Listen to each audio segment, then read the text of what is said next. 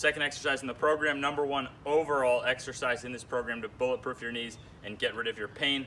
It's the Petersen step up. The Petersen step up means putting your toe slightly out and then lifting the heel of the working foot first in order to go down, lowering only the heel of the non-working foot to the floor and strengthening back up. When you strengthen back up, if the working heel hits the box before you come off the ground, that means your VMO wasn't actually strong enough. Take a look at the VMO.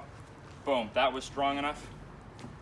That was not strong enough. So the Petersen step up relies on reaching forward, putting the weight onto that VMO by lifting the heel for its difficulty. Normally we'd go to a 6-inch platform and we'd go to body weight on back. What's interesting is that when you don't have weight, you'll notice I got these pavers. None of these cost more than $1 or $2 each.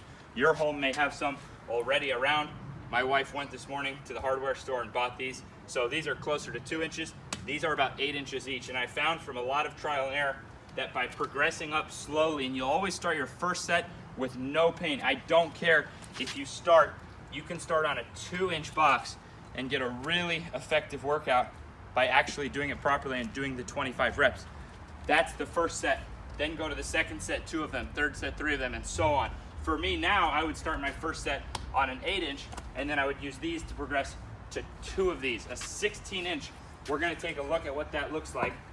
And it's important that you have, I wanted to show you with the difference, but if you can, just get 4 cinder blocks, and then you'll have your platform next to each other. Here's why. Come stand around this side. And I'm gonna use some pads here, which are not necessary for the program, but I happen to have these for stretching.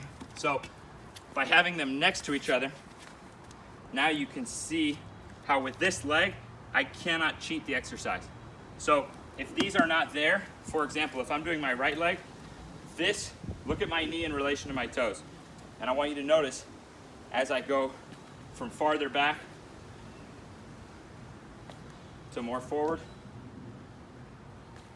you're gonna notice my knee, as I go more forward, has to go a lot farther over the toes. And as you start getting to a more difficult level, because we want to take this to where you're eventually going to pure VMO failure, not knee pain failure.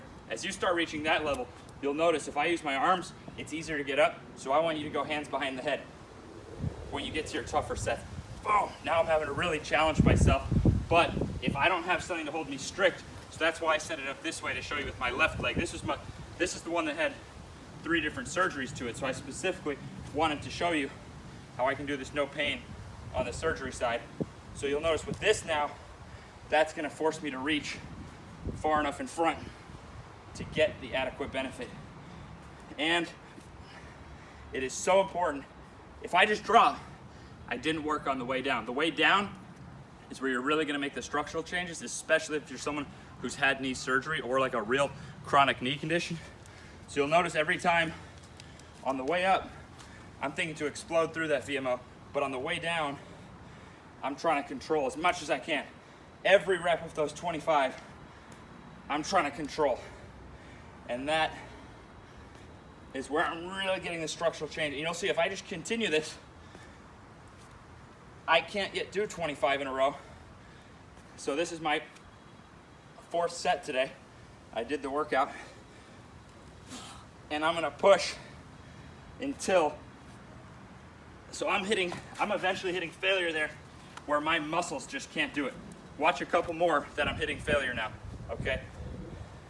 This is from a lot of time and dedication. So I'm not gonna hit failure because of pain. There's no pain in the knee, but that comes from time of getting these muscles to take over the job.